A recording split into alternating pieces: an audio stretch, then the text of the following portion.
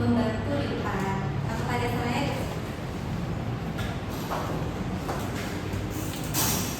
Dan semuanya dipersilakan berdiri. Baik, kepada teman-teman, mari kita menyanyikan lagu wajib Indonesia Raya. Oke, silakan duduk semuanya. Terima kasih Saraya. Oke, semuanya. Aku mau ngecek kehadiran terlebih dahulu. Untuk semuanya, apakah hadir hari ini? Hadir, Bu. Oke, alhamdulillah hadir semuanya. Semoga kita selalu diberikan kesehatan untuk mengikuti setiap pembelajaran di minggu selanjutnya. Oke. Nah, ada semuanya. Untuk pembelajaran pada hari ini, siapa yang penasaran kita akan belajar apa? Angkat tangan, siapa yang penasaran? Saya, Bu.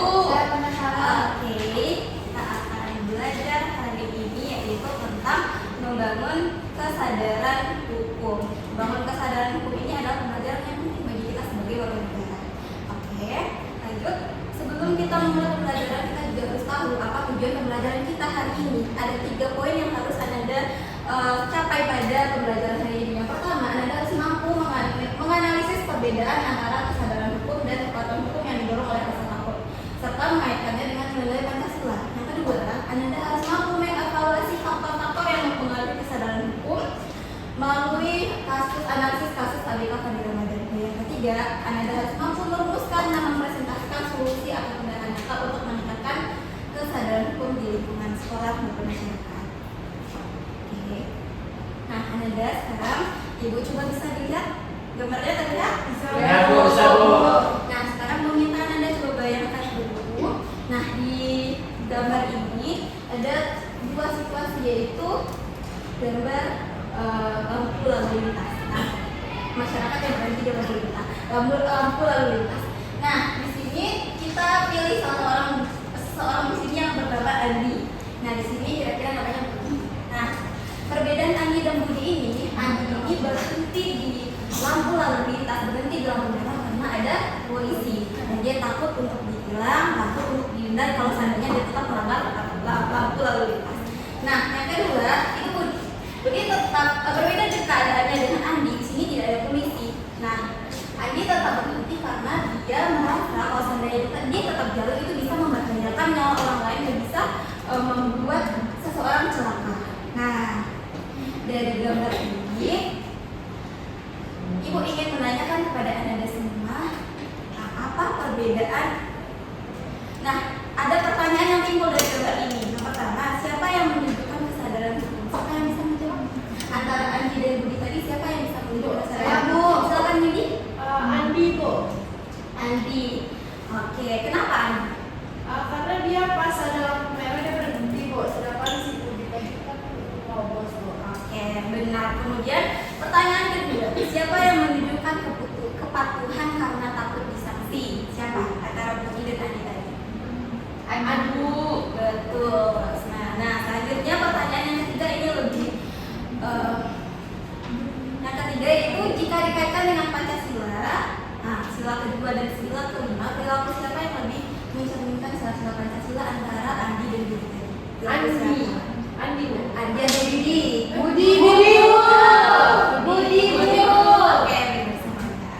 Nah, kita lanjut. Untuk mengetes pemahaman awal Anda sebelum kita memulai pembelajaran, Ibu mengajukan 3 pertanyaan kepada Anda. Silakan dicatat, kemudian dijawab. Nanti Ibu berikan waktu 1 menit untuk menjawab pertanyaan. Oke? Nah, untuk pertanyaan pertama, apa perbedaan antara sadar hukum dan kepatuhan karena takut? Siapa yang bisa membacakan jawabannya? Saya, Bu. Silakan. Semoga. Baik, Bu. Perbedaan takut hukum dan sadar hukum itu menurut saya kalau takut dihukum kita taat karena ada sanksi, Bu. Sedangkan kalau sadar hukum itu kita taat karena kita paham dan setuju dengan aturan itu, Bu. Oke, bagus sekali. Ini untuk pertanyaan yang kedua, faktor-faktor apa yang mempengaruhi kesadaran hukum seseorang? Siapa yang mau menjawab? Ada yang ingin menjawab faktor-faktor apa saja yang mempengaruhi kesadaran hukum seseorang? Saya, Bu. Silakan Winnie, lanjut lagi. Oke, pertama itu pendidikan, Bu, juga lingkungan keluarga dan sering bersosialisasi hukum. Oh, ada jawaban lain yang ingin menambahkan jawabannya Winnie?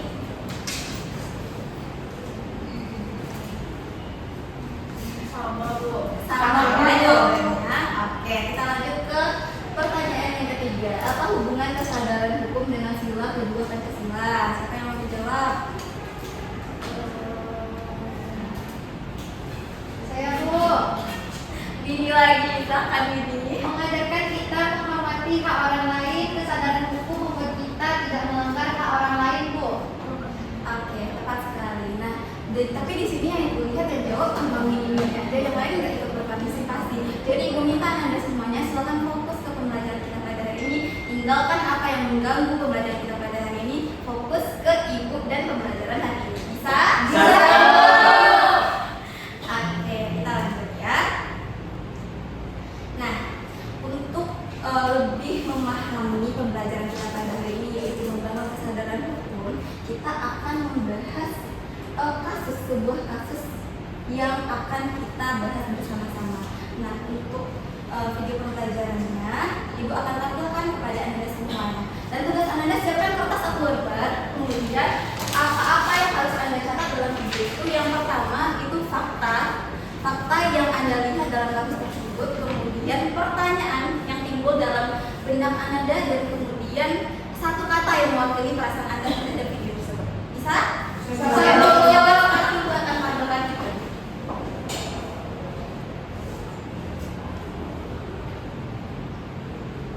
Niatnya berada di rumahnya. Seorang anak buah kapal justru terancam hukuman mati karena kapalnya kedapatan membawa hampir 2 ton sapi. Namanya Nah, oke, semuanya sudah dilihat videonya, sudah dicatat apa yang sudah Ibu minta? Sudah, Bu. Nah, oke. Siapa yang mau membacakan apa yang sudah diminta tadi? Selain ini ya, siapa yang mau bacakan? Saya Bu. Silakan Rosna. Yang pertama, Pandi hanya ABK biasa Bu, tidak tahu isi muatan kapal. Lanjut, ada yang lain? Ada yang mau menandakan? Ayo Bu, silakan Saraya. Muatan kapal itu narkoba, Bu. Bukan itu narkoba. Kemudian ada yang pertanyaannya, siapa yang mau pertanyaan dari kasus ini? Ada yang mau menanyakan nggak? Tadi yang Ibu minta kan fakta. Lanjut Windy, apa Windy? Itu kan divonis mati kan, Bu. Iya. Terus saya mau bertanya, apakah kesadaran hukum yang diberikan hakim itu sudah tepat, Bu? Oke, bagus pertanyaannya ya. Nah, siapa yang mau? Saya Bu, Silakan Sinta. saya mau bertanya Bu, apakah ada pengacara yang bisa membela Fandi Bu? Oke, bagus sekali. Udah timbul pertanyaan, udah mengetahui fakta dari kasus yang sudah Ibu tampilkan. Ibu juga sebagai pengajar juga timbul pertanyaan dari kasus ini, yaitu apakah kasus ini sudah mencerminkan prinsip keadilan dan persamaan di hadapan hukum di Indonesia? Nah, kita sudah timbul pertanyaan dari Anda sudah timbul pertanyaan, dari Ibu sudah timbul pertanyaan. Nah, langkah yang bisa kita lakukan selanjutnya adalah mendiskusikan materi dan kaitannya dengan kasus ini secara bersama-sama. Nah, Ibu akan membentuk 2 kelompok. Biar lebih fokus, Ibu akan membentuk 2 kelompok tadi. Ibu akan memberikan LKPD yang akan Anda bahas. Nah, LKPD ini terdiri dari 8 pertanyaan yang harus Anda analisis. Nah, Ibu bagi per kelompok itu 4 pertanyaan. Kelompok 1, pertanyaan 1 sampai 4 pertanyaan. Kelompok 2, pertanyaan 5 sampai 8. Saya bisa? Bisa, Bu. Baik, bagi ini kelompok 1, ini kelompok 2. Oke. Tugasnya menganalisis LKPD. LKPD-nya Ibu bagikan ya. Kelompok 1.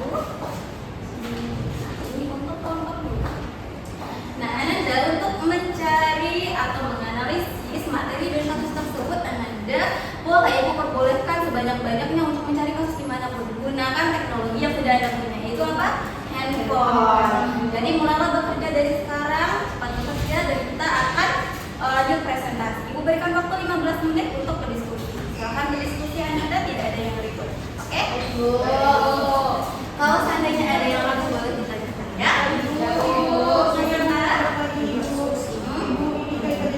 Apakah sudah betul Ibu? Oke, sudah betul. Lanjut ke tugas selanjutnya ya. Ada beberapa pertanyaan. Pertanyaan, Bu. Ya. Bu, untuk persatunya ini, Bu. Yang kurang paham dalam Kurang paham.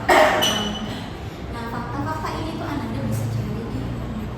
Oke. Nah, dari boleh, tapi harus disesuaikan dengan referensi yang Anda. Oke. Baik Bu. Nah, sudah selesai semuanya? Sudah, Bu. Nah, untuk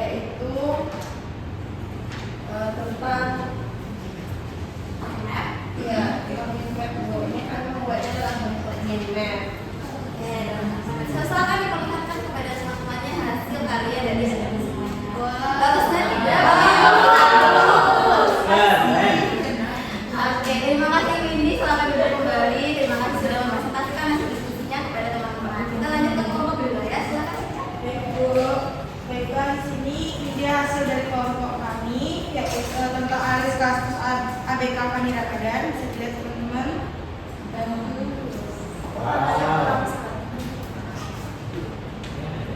Oke, kelompok 2 juga bagus, jadi semuanya sama-sama bagus. Nah, Anda semuanya biar hasil belajar kita itu diketahui sama semua orang, Anda boleh posting di sosial media. Nah, yang diposting di sosial media itu nanti Ibu akan nilai. Jadi semakin banyak viewsnya, semakin banyak yang komen, itu semakin tinggi nilainya. Oke, Bu. Baik, Bu. Oke. Nah, Anda setelah kita melaksanakan diskusi, kita sudah ada pemahaman tentang materi dan pemahaman tentang kasus ABK Fani Ramadan ini. Nah, Ibu meminta kepada Anda semuanya untuk merefleksikan terlebih dahulu apa yang sudah didapat, apa yang sudah dipelajari dari pembelajaran hari ini dan kasus Fani Ramadan ini. Nah, silakan dituliskan ke dalam kertas 1 lembar. Itu nanti dikumpulkan ya. Jadi apa yang sudah dapat, kemudian tujuan pembelajaran apa yang sudah dicapai dari pembelajaran ini, apa yang sudah dimengerti, apa yang belum dimengerti. Karena itu akan menjadi refleksi bagi Ibu ke depannya ketika mengajar. Nah, jika Anda sudah paham semuanya, Ibu masih senang. Jika masih ada yang belum paham, bisa diperbaiki ke depannya. Baik, Ya. Nah, Ibu beri waktu 1 menit ya untuk menuliskan refleksi. Baik, Bu. Nah, sudah selesai semuanya? Sudah, Bu. Oke, untuk menuliskan refleksi, siapa nih yang mau mengajukan diri untuk membacakan refleksi hari ini? Saya, Bu. Silakan saya berdiri saya. Iya. Baik, Bu, dari kasus mandi tercapainya tujuan pelajaran 1 karena saya sekarang paham bedanya ada hukum dan perasaan yang lain. Kemudian tercapainya TP2, saya bisa mengevaluasi bahwa kesamaan dan kondisi itu penting. Kemudian tercapainya TP3, Bu, tindakan saya besok adalah mulai membaca tata tertib sekolah dan mengingatkan teman dengan cara yang baik.